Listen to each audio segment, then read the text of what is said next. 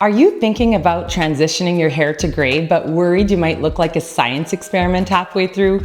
You're not alone, but I'm here today to share with you some real tips, mistakes to avoid, and how to make the transition way easier. Welcome back, everyone. If you're new here, I hope to earn your subscription today. I'd love for this video to be a place where we can support one another, so comment gray if you're in the middle of it, or if you're debating starting.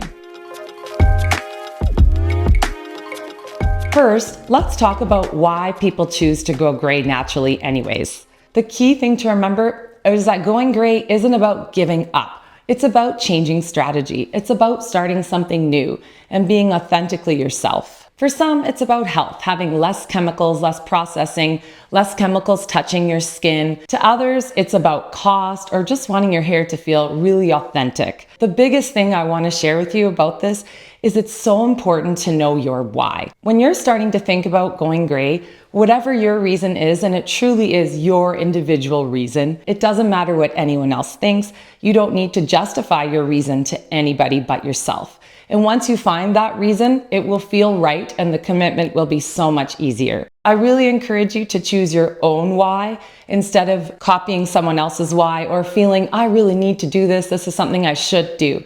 Instead, figure out why for yourself, and then the commitment comes much easier. For me, I had been thinking I would transition to gray when I was a little older than I did, but I started thinking about how much money I was spending on coloring my hair. And I started thinking, I wonder what it would look like if it was gray. I started thinking it might be really pretty. I started noticing other people on the streets who had gray hair, and I thought, wow, that looks beautiful. And then I started thinking about how much I love to travel and wondering how we'd be able to afford to travel with the kids, and 4 plane tickets being so expensive. And it hit me. If I stop coloring my hair, that's a plane ticket. And that was my why. That clicked, and I thought, this is my motivation, and I committed from that day forward. So find your why and your commitment will follow. Okay, let's be honest. This is not an overnight glow up. One of the biggest mistakes that people make when they're going through a gray transition is having unrealistic expectations and expecting an overnight transformation. I have to admit that I fell in this category big time. I had it in my imagination that I was going to go see my hairstylist, who's amazing, by the way, and she was going to change my hair color to gray, and it was going to stay that, and I was going to let it all grow out, and you wouldn't see any lines, and it would just be this beautiful transformation. When in reality, it's not an overnight transformation. It's a transition, not so much a makeover. Ultimately, it takes time. I have been growing my hair out to gray now. As you can see, it's almost completely gray, just have still some of my color in the ends, but I have been growing it out to the ends for 2 years, and I still have some color in it. So it is definitely a transition. Most people take 6 to 18 months or even 2 years, like me with really long hair, to transition to fully gray. There will be roots, there will be opinions, there will be days when you question everything and wonder if you should quit and go back to the beginning. And that's why I want us to be here for one another. But knowing this ahead of time and knowing you may experience these feelings really makes a huge difference. So I encourage you to think about the timeline, and before you make that commitment to change, set some realistic expectations in your mind so that you know that it's going to take you a little bit of time depending on the method that you choose.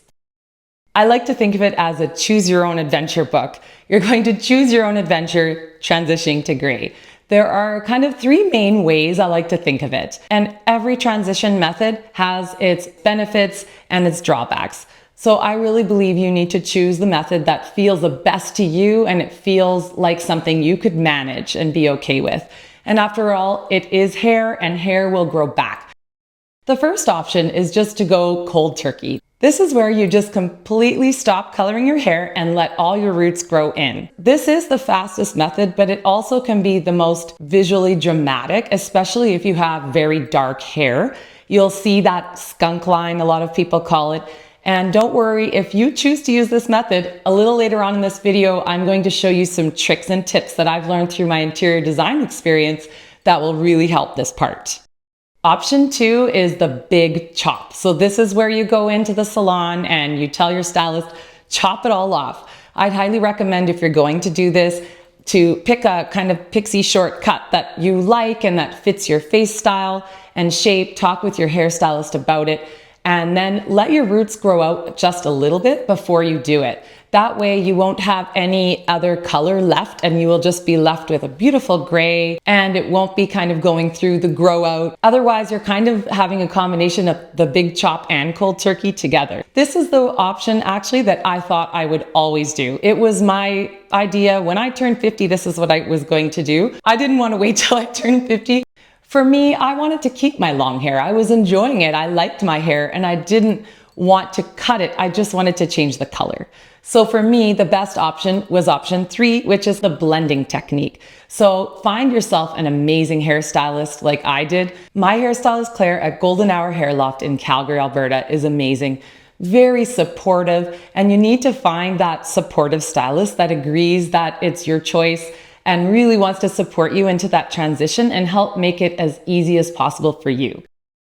For me, I started going lighter and then decided, hey, I actually kind of think it's fun being blonde for a while. The plan was to just have it go blonde and then lighten it to gray, and then to keep treating the ends as it was growing out so they didn't turn orange. I changed my mind. I enjoyed being blonde for a little while, so I rocked it for a year or two and then decided, okay, I'm ready. However, in that transition time, Claire was amazing. She knew my goal was to have gray hair in the end. So she allowed the gray to grow through. So when she was coloring, she actually didn't put any color on the gray. So now, 2 years later, I have gray hair all the way down to my roots. However, I still have a little bit of color.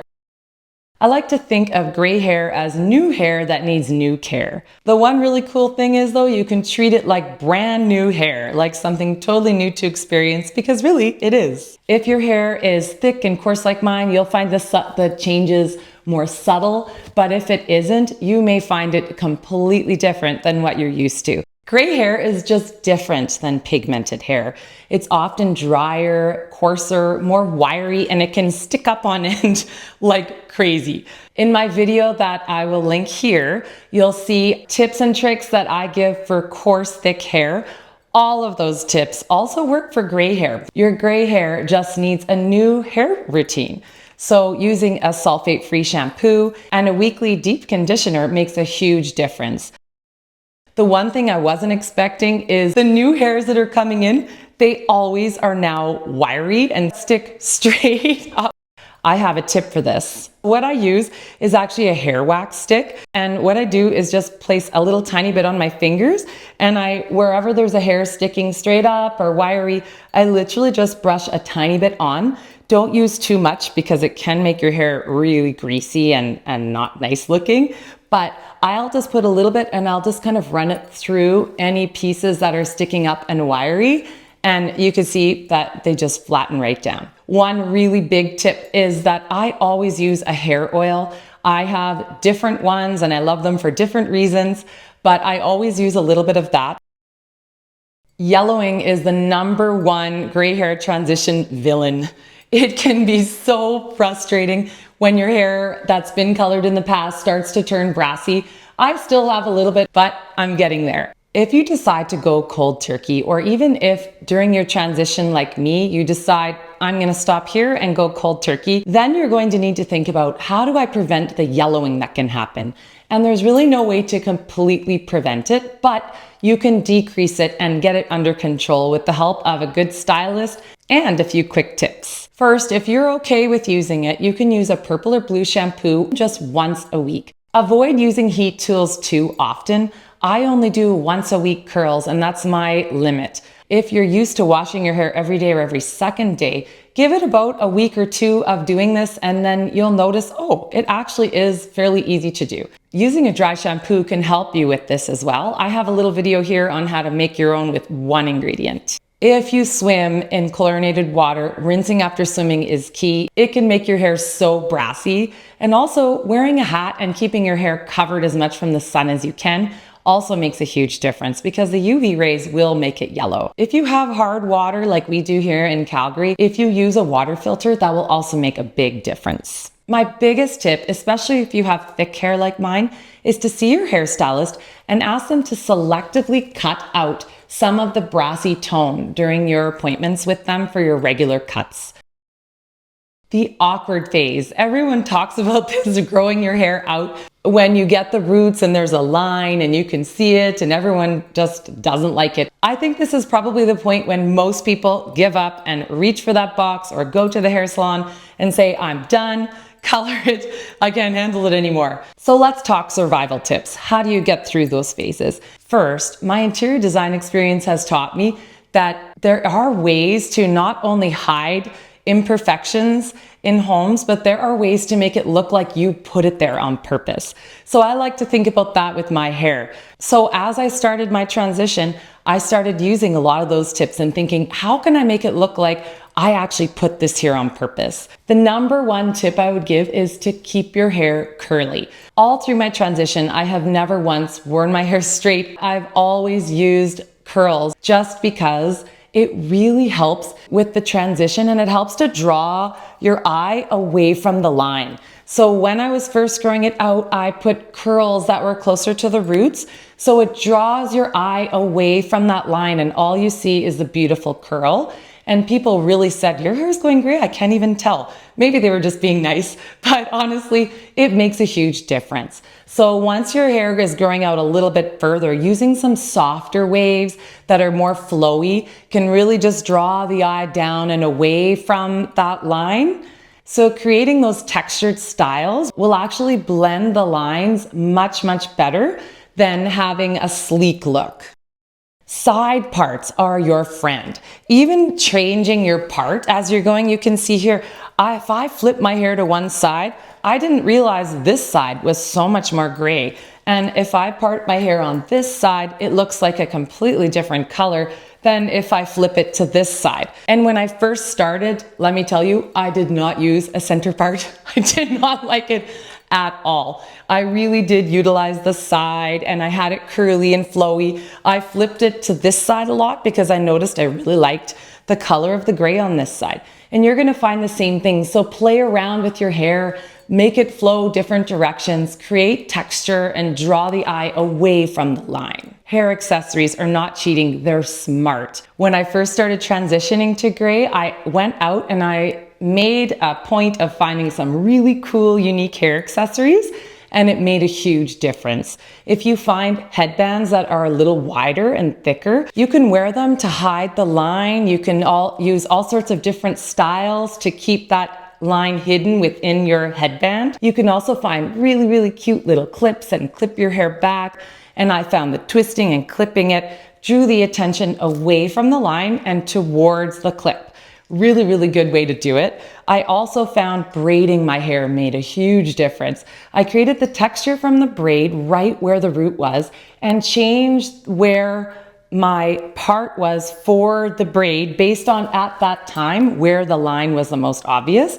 So I might part my hair to one side and do a little loose braid if I found this side was less of an obvious line, or same flipping it to the other side. I'd be happy to create more videos to show you how I braided my hair during the transition to hide them. So if that's something you'd like, just comment braid in the comment section below. And remember, this awkward phase, this difficult phase, which can go on for a long time if you have long hair, doesn't mean you're doing it wrong. It means you're doing it.